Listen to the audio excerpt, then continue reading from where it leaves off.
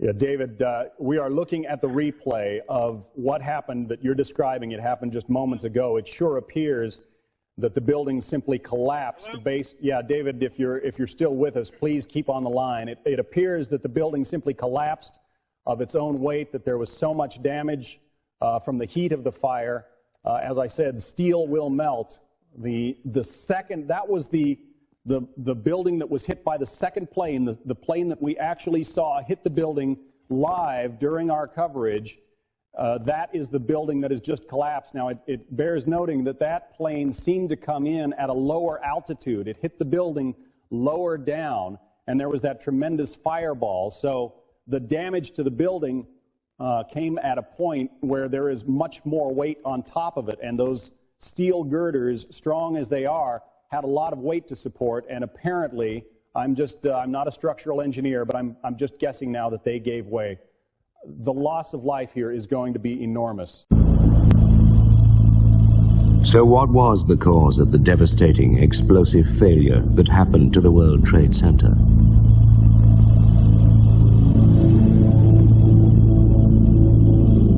How did such a massively strong steel building suddenly give way and come crashing down to Earth?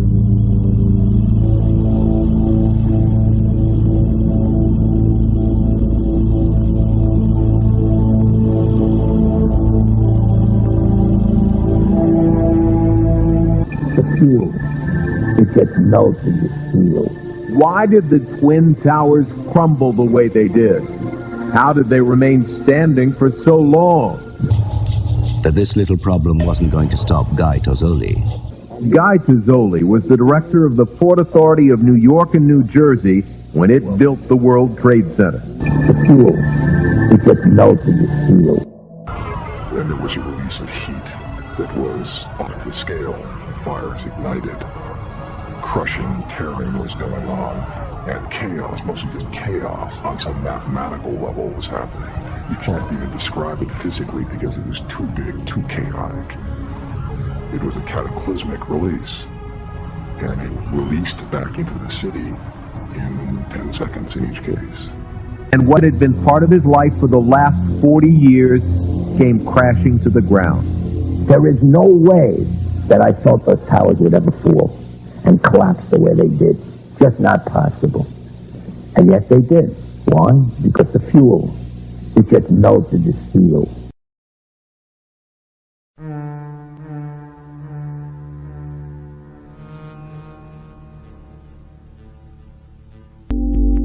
You can change everything.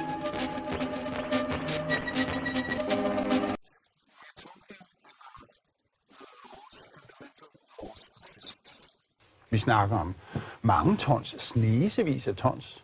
But here it is. The National Fire Protection Association guide says, look for thermal effects. Because if you have that, and we do, then you might have the flame so hot and so intense that eventually, not immediately, but eventually it melted the steel there, which caused a couple of floors about 80 stories up to buckle on top of each other. These very thick, reinforced concrete floors, and as one fell onto the next, and then it fell onto the next, you're creating a stack of pancakes with nary room for butter there. So the thought of this extrication process is mind-boggling.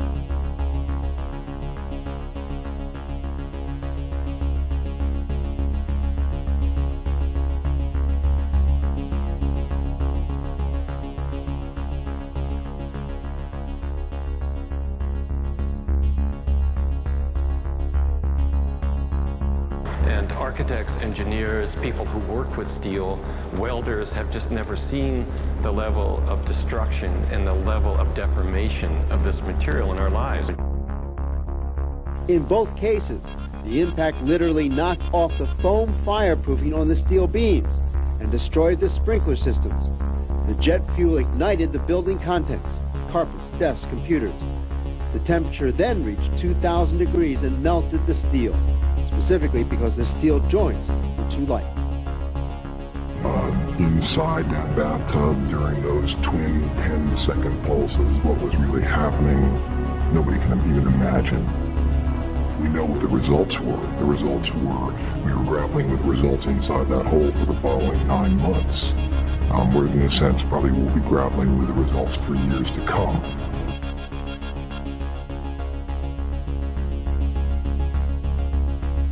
So the thought of this extrication process is mind-boggling.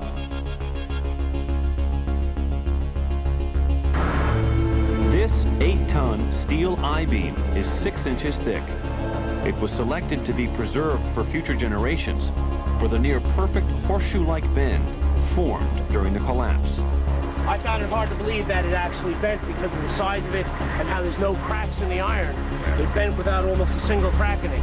It takes thousands of degrees to bend steel like this. Typically you'd have buckling and tearing on the tension side, but there's no buckling at all. And architects, engineers, people who work with steel, welders have just never seen the level of destruction and the level of deformation of this material in our lives.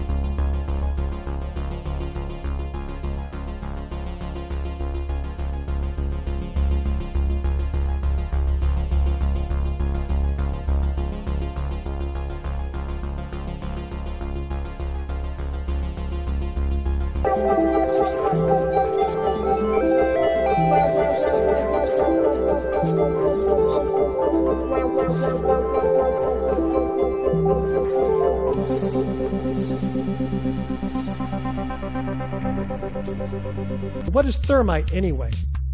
Measurements, data, and observation. This is how science works. But an incendiary is destroying things by means of heat. This is a chemical reaction which gets temperature so outrageous that you can actually burn through everything. You need a lot of heat to expand those clouds, something on the order of this. Hi, friends. You worried about those little spots of grease, oil, and fuel that occasionally crop up on the deck of the carrier? And architects, engineers, people who work with steel, welders have just never seen the level of destruction and the level of deformation of this material in our lives. It doesn't come from here. It could change everything. The dust had been transformed. Even the crystallography of the fiber changed. I walked into the ladies' restroom and said, "De men." I don't know German. But no, I am a man, and I was promptly redirected to the men's restroom. You have big problems. Extreme heat. Now, this is a very unusual feature of controlled demolition.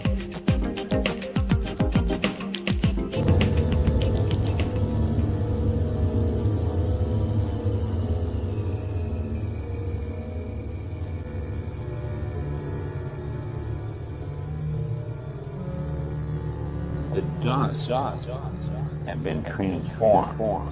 Even the crystallography of the fiber changed.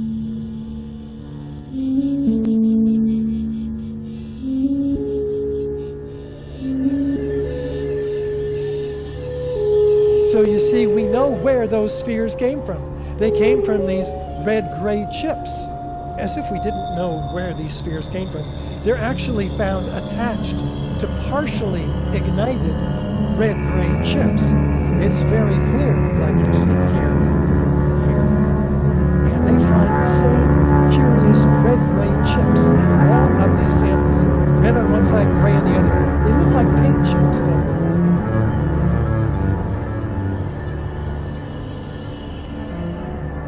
They get even more curious, zoom in with an electron microscope and find particles, rhomboidal-shaped cubed particles of iron oxide and aluminum platelets, but so small, they're 1,000 times smaller than the diameter of a human hair.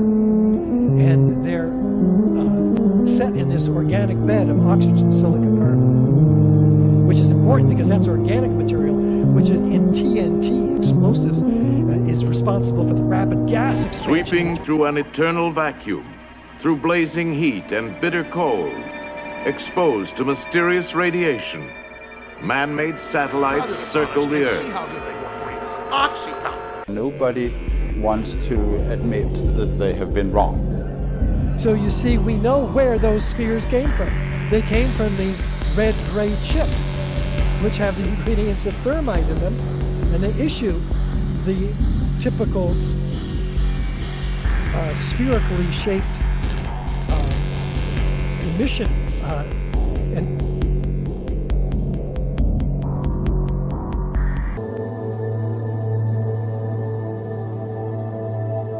Mr. Vandenberg, what is this? Silicon nodule. There are a million of them down there, no commercial value. But a geological oddity, to say the least. Pure silicon. A few trace elements. Look, we didn't call you here so you could collect rocks. Thank you, Mr. Vandenberg. We'll need your complete cooperation. You'll have it. Just find that creature, whatever it is. I've got a quota to meet. We'd never seen anything like it. Simply never seen anything like it. Because it had combined every chemical, every element that man has ever pulled out of the ground and put into a finished process and then burnt up into one plume.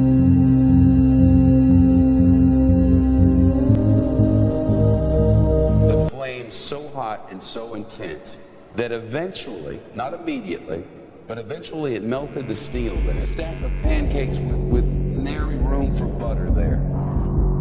But we know, and this was already totally clear before we started investigating the dust, that both explosives and incendiaries were used in the controlled demolition of World Trade Center. To me, it was obvious. This is quite obvious.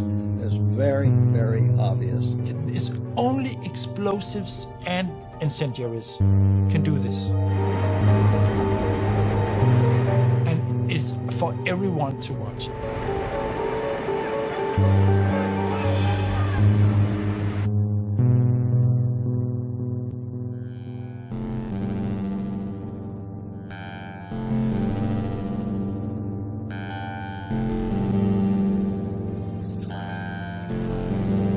Talking about that already with the collapse of floors and the pancaking, etc. And I, like others, have been there and was horrified at what I saw.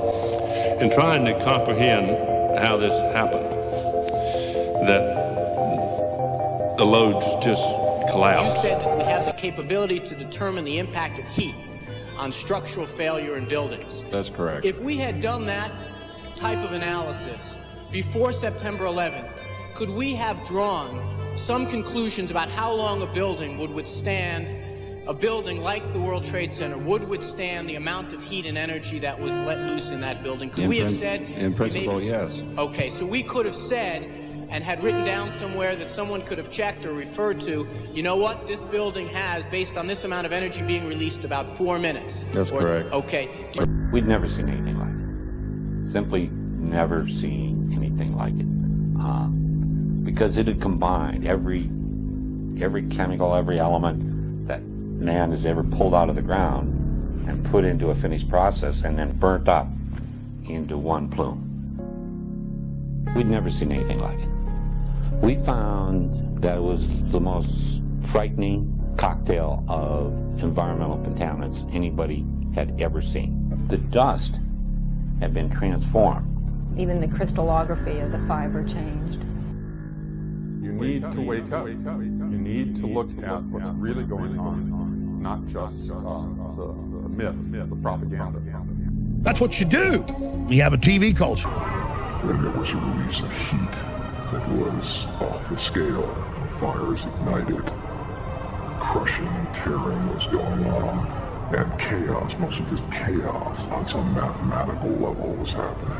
You can't even describe it physically because it was too big, too chaotic. It was a cataclysmic release. Gems, the flowers of the mineral kingdom, are very rare crystals, formed under special conditions favoring spectacular growth. Heat, pressure, and the distillation of pure elements and compounds combined in many different ways. Each process is an expression of nature's fundamental drive to bring matter and energy into perfect balance and perfect stability. Maybe it has elastic properties we don't even know yet. Who knows what's in this dust? Using a magnet, we're able to find very large numbers of these spheres. Some you can see with your naked eye, and more you can see with the optical microscope, and then many more you can see with the electron microscope. And many of these are aluminum and iron together in the sphere. A very unusual combination. We did find an iron sulfide phase as well as an iron silicate phase.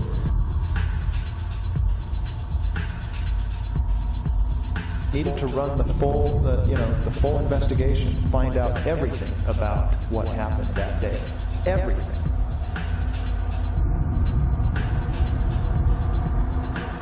So the thought of this extrication process is mind-boggling.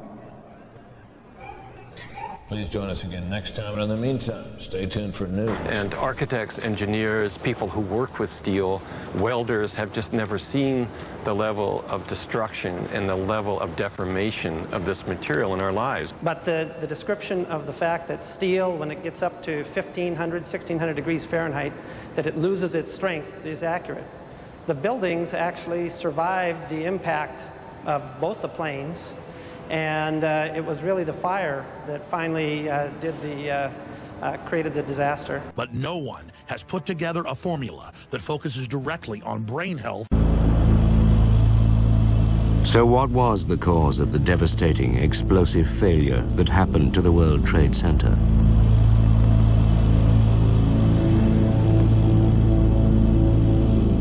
How did such a massively strong steel building suddenly give way and come crashing down to Earth? We'll have a crew of approximately 10 iron workers to assist in offloading. We'll have a large forklift which can take a capacity of approximately 50 tons.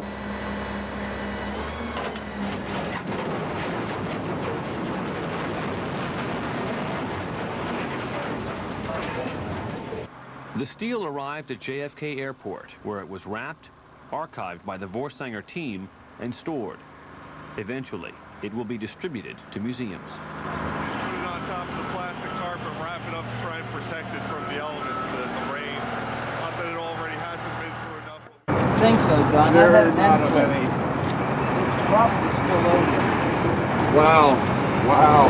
There is no way that I thought those towers would ever fall and collapse the way they did.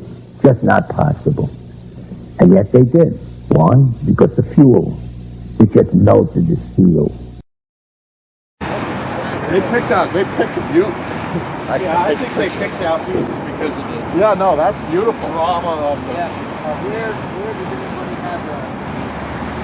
Wow. Right there. Oh, this is a port card. Yeah, port card. You picked this for. Look at the way that thing is squashed. It's got about a 4-inch plank. Yeah, don't worry about walking in front of it. I'm just going to keep her rolling here. Looks like 4 inches, huh? Right now. And this end's been cut. We have seen them like this with plastic. 3.5. 3.5. 3.5 inch thick line. Ductile web. There is no way that I thought those towers would ever fall and collapse the way they did. Just not possible. And yet they did. One, because the fuel is just no steel. The flowers of the mineral kingdom are very rare crystals. Burnt out into one float. Hello?